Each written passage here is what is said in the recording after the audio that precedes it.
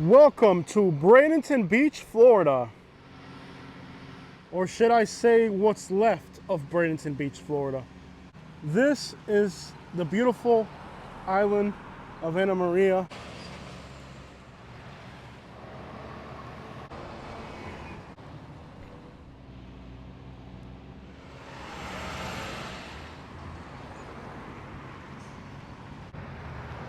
You used to not be able to see the beach here, but the hurricane did so much destruction that now you can.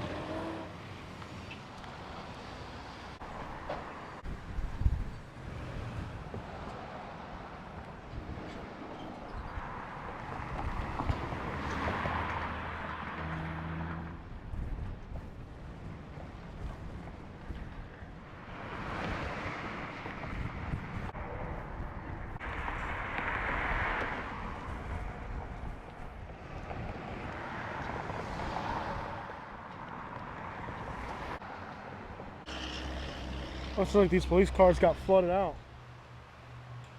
Now the Bradenton Beach Police Department doesn't really like me too much because I exposed their parking ticket racket. I exposed it and they didn't like it. But I'm cool with the cops. The cops love my videos, and well, the cops here are really nice to me. But the people at the main office, they don't like me for exposing a racket they got running with the tickets.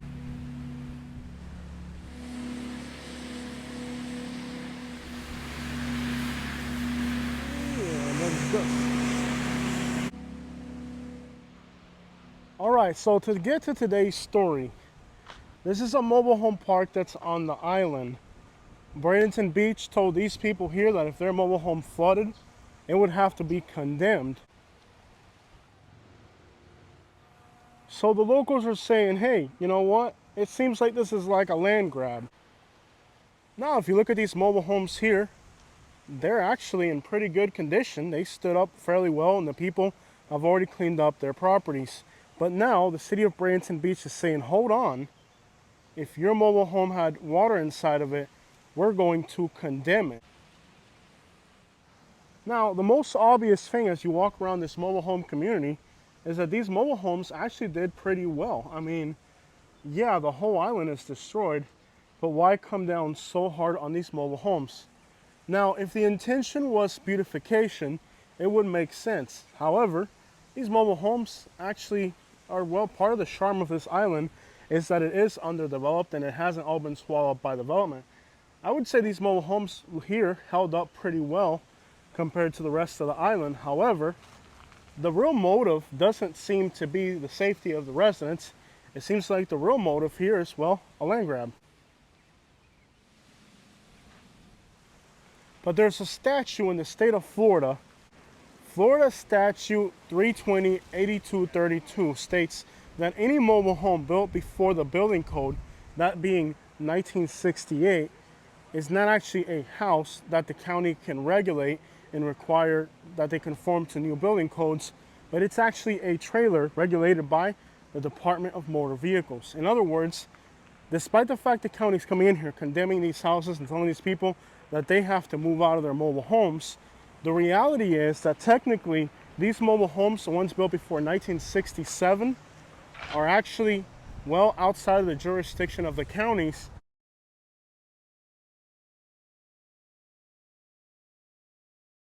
and belong more to the jurisdiction of the Department of Motor Vehicles. So despite the fact that they're coming in here and condemning these people's properties and telling them that they have to move out, in reality, that statute 320 that I mentioned from the state of Florida stipulates that mobile homes are actually not houses that the counties can require any type of regulation from. It's outside of the jurisdiction, but we know, of course, that it's a land grab and they just want the land. These rich people here don't want these mobile homes here. They want these mobile homes gone. But these mobile homes are actually one of the most charming things about this island. The workers are blasting Don Omar here. That's kind of untimely to have to hear reggaeton music when you're losing everything you got. It's kind of, it's enough to make somebody lose their freaking minds, actually, that they're blasting music. But they are working, and well, they're going back to their homes back on the mainland, and I guess they don't have to be in a, what do you call it when somebody dies? You know, that the mourning period. They're not in mourning right now. They're getting paid to work. So this piece of property here, we're not going to enter it. We're going to stay on the road.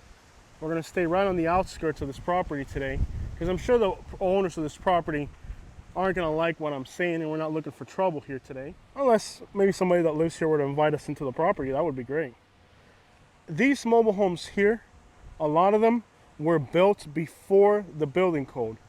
And that state statute states that if a mobile home was built before the building code, that they cannot come in and force you to comply with the new regulations.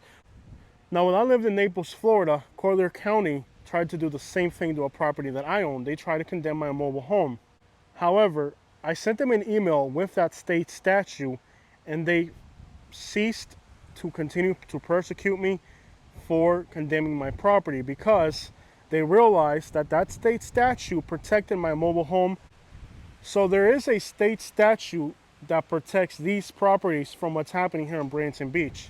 And if you are a local and you own one of these properties, you should be able, with this state statute, to prevent the city of Bradenton Beach from making you lose their home. These people don't want to lose their homes.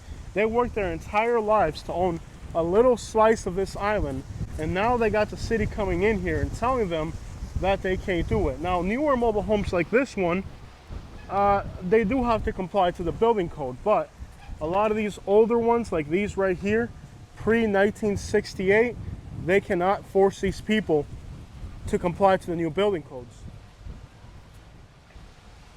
Interestingly enough, the only mobile home that I see here with serious destruction is actually the newer mobile home.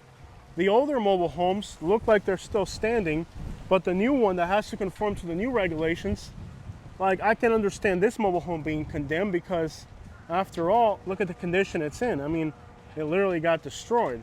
Ultimately, the goal on this island is to knock down all of these mobile homes and to put in houses like this. They don't want to see mobile homes on this island. The rich people, they don't want to live next to trailers. They want stuff like this on the island, which, you know, it strips away the character and the essence of this place.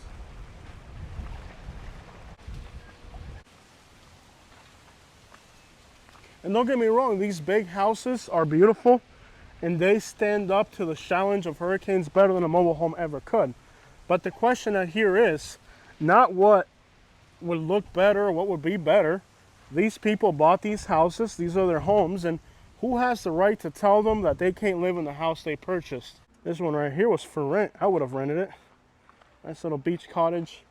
From my perspective, it's an injustice to make these people's homes be condemned when they have as much destruction as anybody else's house. If you told me that these mobile homes got knocked down and they weren't here anymore and they were completely destroyed, well, that's somewhat understandable. But, you know, I'm looking around these mobile homes and they held up pretty good. In fact, I would almost say that some of these mobile homes here held up better than some of the houses. So millions of dollars that this land is worth, and it's practically a land grab. I've been trying to see if I can run into some of the residents that live here and talk to them a little bit. I know that state statute saved my property when they were trying to condemn it on my end, and I just wanted to share it with some of the residents here so that they know. But it doesn't seem like it's going to help. I'm sure the person that owns this property probably has better plans for this property than a mobile home park. You know, one of the things that made this island unique is that it was kind of untouched.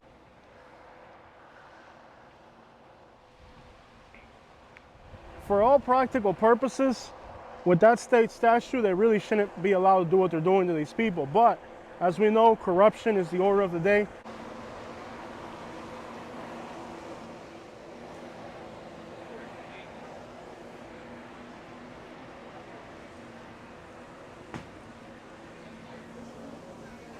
Now, it looks like at least some of these restaurants are starting to open back up and trying to get back to the normal life that they had before. Keep in mind that these business owners have gone through 2 hurricanes, and they were kind of affected by the one before. That's why I think it was Idalia. So 3 hurricanes that have affected these businesses here. Definitely difficult times for small business owners.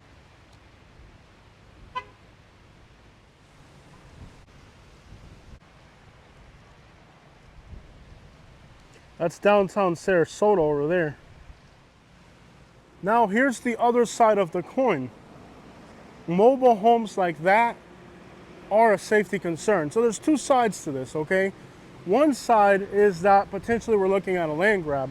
But the other side of the coin is these mobile homes are on an island, on Barrier Island, and eventually they will be knocked and wiped off the face of the earth. But the day that happens, well, frankly, so will all these other buildings. I mean, we saw in Fort Myers Beach how new and the old, everything went with a real storm surge. Now this island had about a 4-foot storm surge, and it wasn't really enough to completely annihilate these mobile homes. I mean, they're still standing. So the question is, if a 4-foot storm surge didn't destroy these mobile homes, what will it take to destroy these mobile homes? Well, whatever. It's a woman driving that skid steer. You gotta love Spanish people, bro. Even the women work. Even the women, look at that. It's a woman driving a skid steer, bro. That's what's up. Saludo a toda la gente centroamericana. La fuerza de los Estados Unidos. Pero bueno, the question arises now. If a 4-foot storm surge did not destroy those mobile homes, then you would need, what, an 8, 10, 12-foot storm surge? At that point, the houses are going to go too. So it's not... Look, I've always told you guys, when I first moved to Bradenton, I told you guys, it doesn't really make sense for there to be, you know, mobile homes on an island. It's very impractical. It doesn't make sense. And eventually, they're going to be gone. But these mobile homes are not gone yet. They're still there, and they're forcing these people to condemn these properties. Perhaps the motive, the reason why they want to do it is the real question mark for me, because, you know, we've known that developers are ruthless and that they want to get rid of these mobile homes, and well, they're seizing the opportunity. But this wasn't really the opportunity, because these mobile homes, you saw them. The only one that was destroyed was the newer one. This doesn't make me sad one bit to see. I think they were charging like $25 an hour to park here. I'm not sad to see this parking lot destroyed one bit. Actually, some of the destruction on this island kind of brings a smile to my face. Like, for example, this brings a smile to my face. You know why it brings a smile to my face? You gotta be a son of your mother to charge what these parking spaces were charging. Now the beaches, on the other hand, breaks my heart, because this is where I made a lot of the best memories of my life.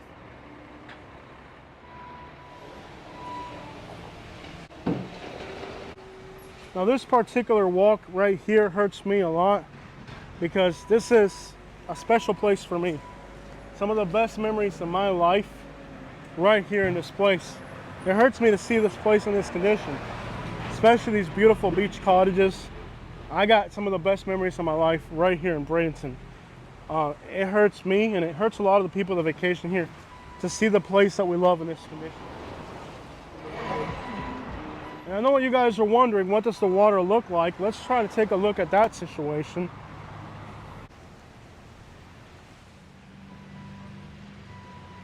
Yeah, buddy, got that crap metal.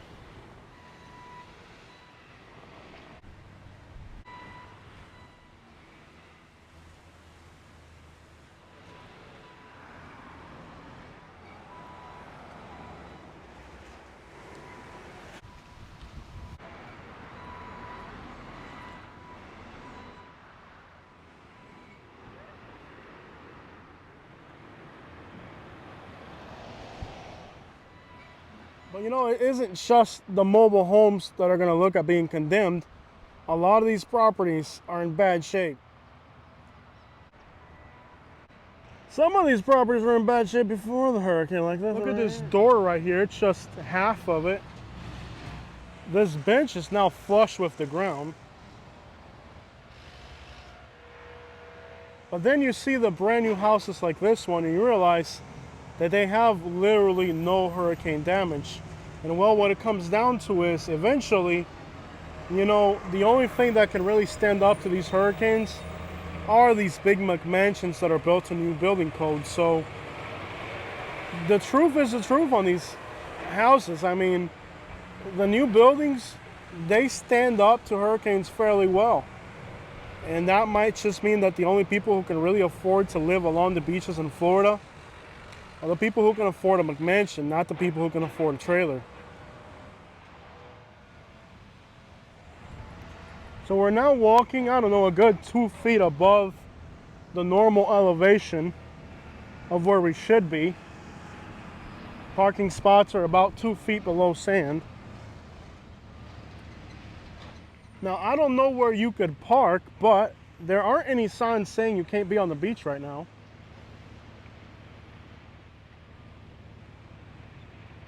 Without a doubt, the new construction holds up well.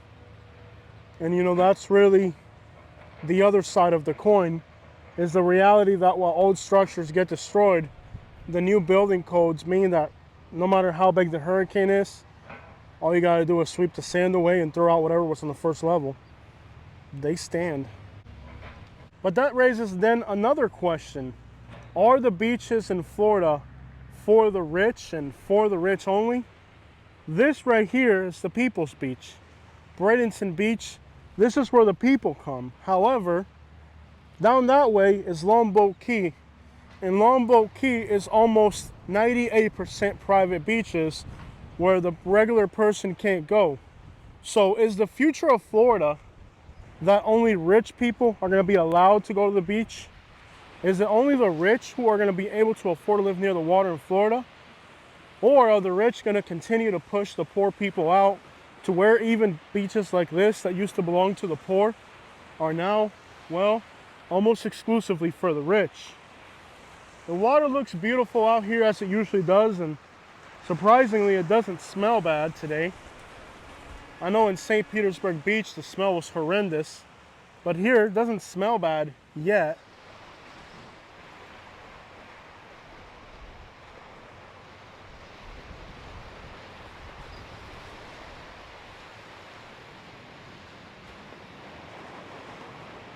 But these are the beaches of the people. This is where the regular working class people go to. These are the poor people's beaches here in Bradenton Beach. But the rich people keep moving in, and it's questionable whether eventually the poor people will be entirely forced off this island. Will the poor people be allowed to ever live here again? Or will the rich people use hurricanes as an excuse to increase the building codes, condemn poor people's houses? I mean, I would understand if those mobile homes were completely destroyed, that it would make sense to get rid of them. But as we've seen here today, those mobile homes don't look any different than everything else out here. Here on the beach is a piece of concrete or cement that possibly came from the road.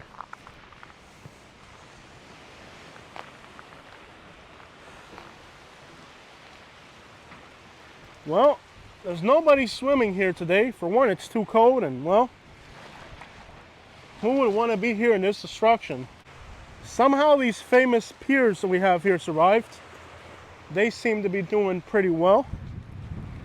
And every once in a while you do get a bad smell. There's a concrete barrier here. I'm not sure what that is.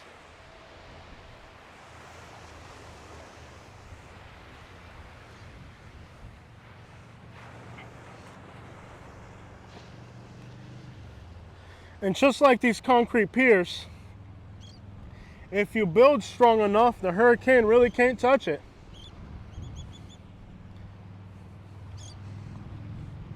There's a little bit of a smell here, which I'm going to guess, oh, I know what the smell is. It's bird poop. Yeah, the pier is now covered in bird poop. That's what the smell is. Since there's no humans on the piers, the birds have taken it over, and the smell is actually bird poop. That's the smell we're getting here. Okay.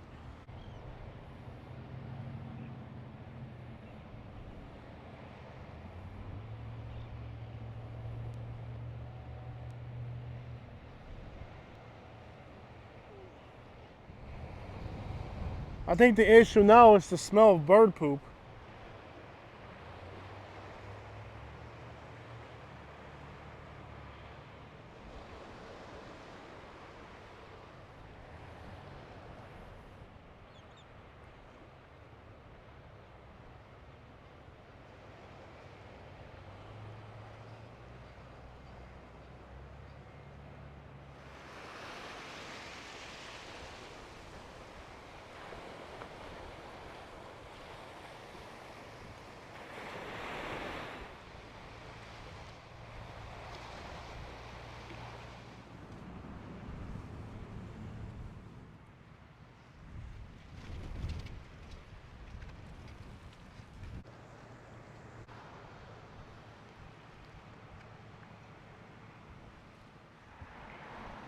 Look at how the slabs of concrete are just sitting here on the sand. They just got totally washed away.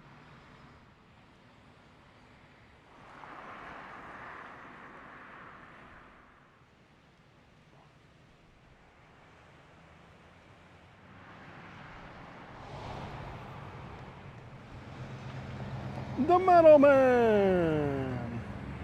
Also illegal in Florida. Oh snap. Yeah, buddy. Look at that brand new GMC Sierra, baby. Yeah. Yeah. Well, at this pier here, it's a little bit more drastic. You can see that this got pretty much washed away. The mangroves are gone. And well, take a look at this scenario. Looks like we're in New Hampshire now. Whatever this dock was or used to be, it's completely gone now. Practically, it's unrecognizable. Buddy, look at that Silverado. Yeah, buddy, look at that Silverado. Yeah, buddy, you gotta have a Silverado.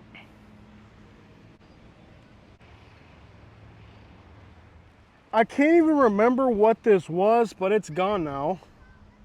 Completely unrecognizable. Oh yeah, look at that Silverado. I don't even remember this. It's completely unrecognizable.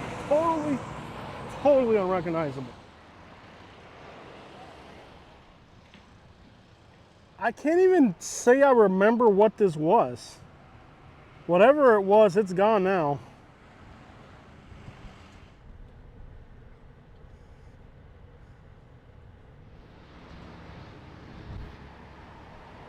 This has to be the saddest sight on the island. Yeah, buddy. Look at that Silverado, man. I tell you what.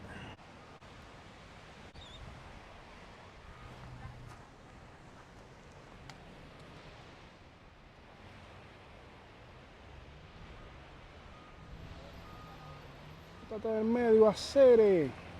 No, porque estás atravesado, man.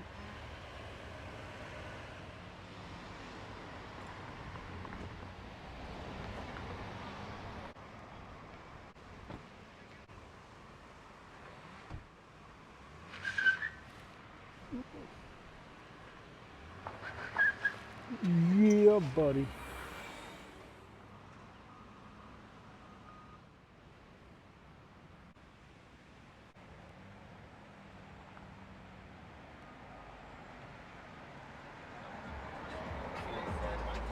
¿Qué vuelta a hacer?